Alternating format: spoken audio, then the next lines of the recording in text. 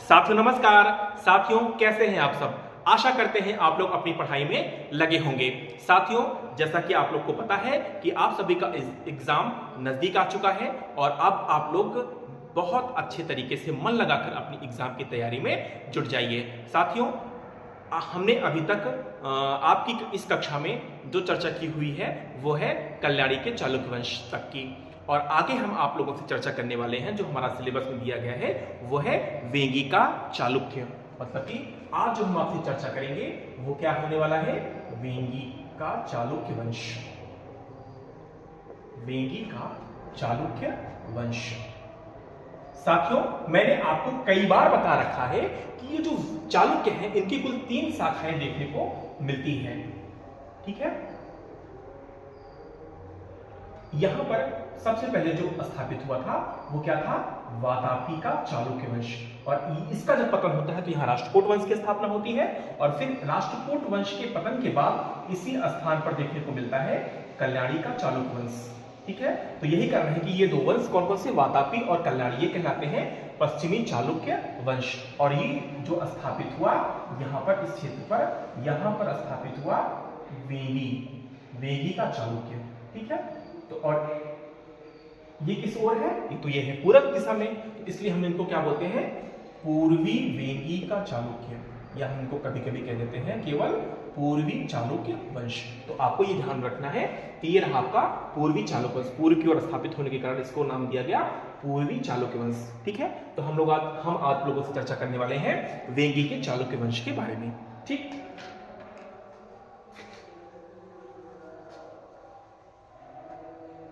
आइए देखते हैं इसमें कि इस वंश की स्थापना, इस वंश की स्थापना, इस वंश की स्थापना पुलकेशिन द्वितीय, पुलकेशिन द्वितीय याद है ना, वातापी के चालुक्य वंश का एक महान शासक हुआ। पुलकेशिन द्वितीय के छोटे भाई विष्णुवर्धन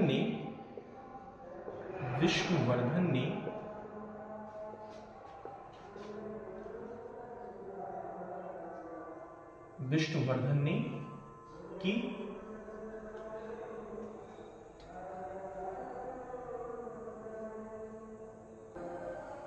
इसने विषम सिद्धि तथा मकर ध्वज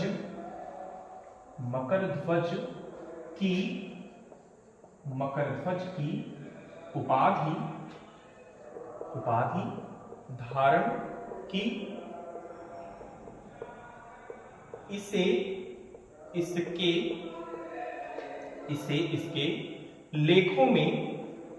इसे इसके लेखों में परम भागवत कहा गया है, परम भागवत कहा गया है।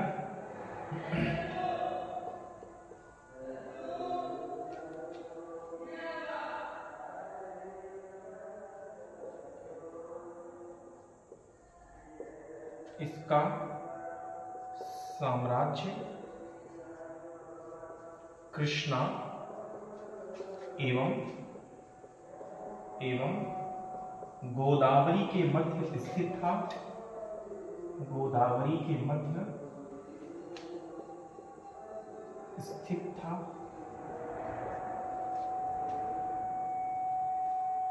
ठीक है, तो ये रहा वेंगी के चालुक्य वंश के बारे में जानकारी, जहां पर हम देखते हैं कि जो इसकी स्थापना किया वो विष्णुवर्धन नामक एक व्यक्ति ने किया। उसने शासक बनने के बाद विषम सिद्धि और मकर ध्वज की उपाधि धारण की। उसे इसके लेखों में परम भागवत कहा गया है। और ये जो शासन क्षेत्र था वो कृष्णा एवं गोदावरी नदियों के मध्य स्थित था। ठीक है, इतना लिख लीजिए, फिर चलते हैं आगे की ओर। चलिए आगे देखते हैं कि इसके समय में, मतलब विष्णुवर्धन के समय में, इसके समय में वेनसांग ने आंध्र प्रदेश की आंध्र प्रदेश की यात्रा की थी। ठीक है, आगे देखिएगा, इसने अपनी राजधानी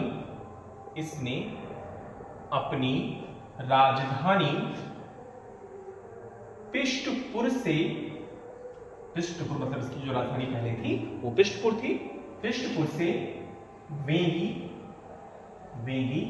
स्थानांतरित की।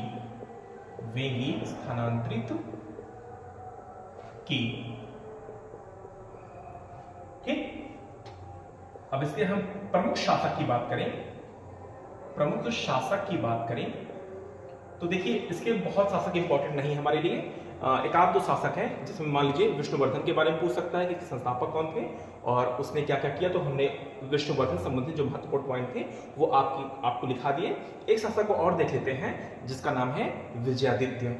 ठीक है, तो हम यहाँ कह सकते हैं प्रमुख शासक का नाम ले सकते हैं, उसमें है विजयादित्य, जिसको हम लोग जानते हैं गुणंग।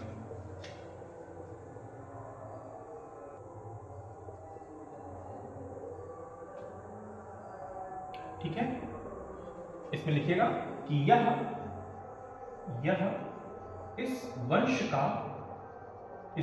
का सबसे महान शासक हुआ।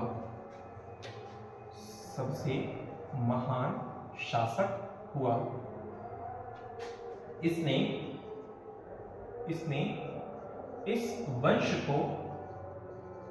इस वंश को चरमोत्कर्ष पर पहुंचा दिया। ठीक है, तो इसको लिख लीजिए, फिर चलते हैं अगले स्लाइड पे। चलिए आगे देखते हैं हम लोग विजयादित्य के बारे में कि लिखिएगा, इसने समस्त भुवनश्रय की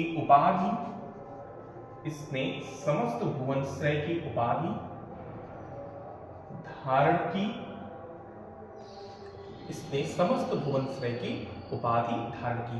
अगर हम इनके सैनिक अभियान की बात करें तो इसको भी देखिएगा आप लोग, सैनिक अभियान, तो उसमें जो उसका महत्वपूर्ण युद्ध रहा उसमें हम देख सकते हैं राष्ट्रकूटों से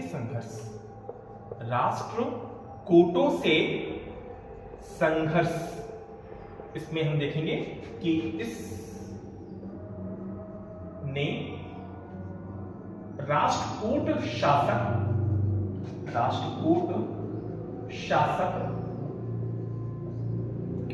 अमोघ वर्ष पर आक्रमण किया।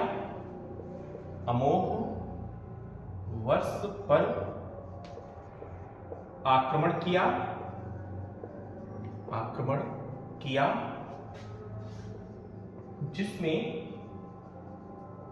इसे पराजय का सामना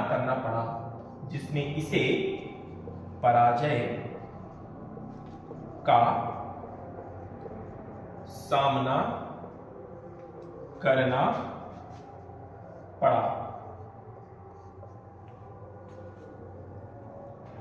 एक और महत्वपूर्ण संघर्ष रहा इसका, वो था पल्लवों से संघर्ष।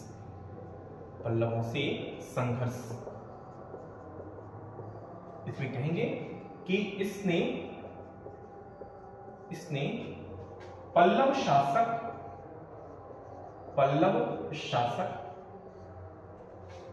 अपराजित, क्या नाम है, अपराजित के ऊपर आक्रमण करके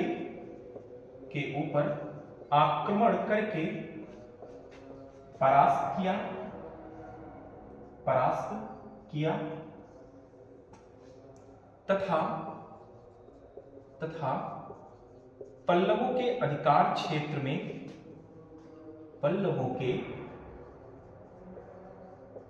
अधिकार क्षेत्र में स्थित, अधिकार क्षेत्र में स्थित नेल्लूर, नेल्लूर को जला दिया, नेल्लूर को जला दिया। ठीक है, तो ये रहा उनका विजेतृत्व तृतीय के बारे में, जिनको हम गुणक के नाम से भी जानते हैं। तो हमने आपसे कहा कि ये आपके एग्जाम में आ सकते हैं। ठीक है, ज़्यादा महत्वपूर्ण शासक इसमें नहीं है जिसमें हमको ज़्यादा इसमें माथापच्ची करनी पड़े, ज़्यादा ध्यान लगाना पड़े। आप एक आध शासक को यहाँ पर तैयार करके रखिएगा। ठीक है, तो हम पढ़ रहे हैं विजेतृत्व तृतीय के बारे में, जिसको हम गुणक के नाम से भी जानते हैं। इसको आप लिख लीजिए, फिर चलते हैं अगले स्लाइड पे। लिखिएगा इसमें कि वस्तुतः इसने, किसने, विजेतृत्व तृतीय ने, वस्तुतः इसने वेंगी के एक छोटे से राज्य को, वेंगी के एक छोटे से राज्य को साम्राज्य के रूप में परिवर्तित कर दिया, साम्राज्य के रूप में परिवर्तित कर दिया, परिवर्तित कर दिया। ठीक है, इस तरह से यह इस वंश का सबसे महान शासक हुआ, सबसे महान शासक हुआ। ठीक है, तो ये रही विजयादित्य तृतीय के विषय में जानकारी। एक लास्ट पॉइंट देख लेते हैं कि इस वंश के शासकों ने, इस वंश के शासक, इस वंश के शासक शैव भक्त थे, शैव भक्त थे तथा प्रायः सभी शासकों ने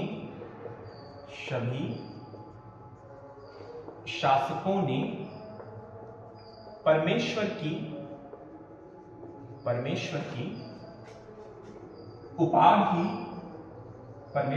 उपाधि धारण की, परमेश्वर की उपाधि धारण की। इस वंश की रानियां जैन धर्मोपासक थीं, जैन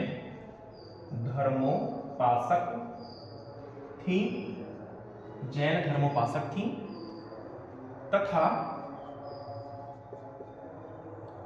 तथा शासन के उच्च पदों पर बैठती थी। ठीक है, तो ये रही एक रोचक जानकारी कि यहाँ की जो रानियां होती थी वो क्या करती थी। पहली बात तो देखिए, वो जो राजा हैं वो शैव उपासक हैं, लेकिन रानियां जो थी वो प्रायः देखने को मिला है कि यहाँ की जो रानियां हैं वो जैन धर्म को मानती थी, जैन धर्म की उपासक थी। और साथ ही साथ उन्होंने जो प्रशासन के पद है उस उच्च पदों को सुशोभित करने का काम किया हुआ है। तो ये रहा वेगी के चालुक्य वंश। यहाँ पर एक दो शासक ही हमारे लिए महत्वपूर्ण है, तो वो मैंने आपको बता दिया है। इसको आप जो है अच्छे से देख लीजिएगा। ठीक है, तो ये रहा वेगी का चालुक्य वंश। और फिर हम मिलते हैं आप एक नए क्लास में। तब तक अपनी पढ़ाई को आप जारी रखिए। स्वस्थ रहिए, मस्त रहिए। धन्यवाद, नमस्कार।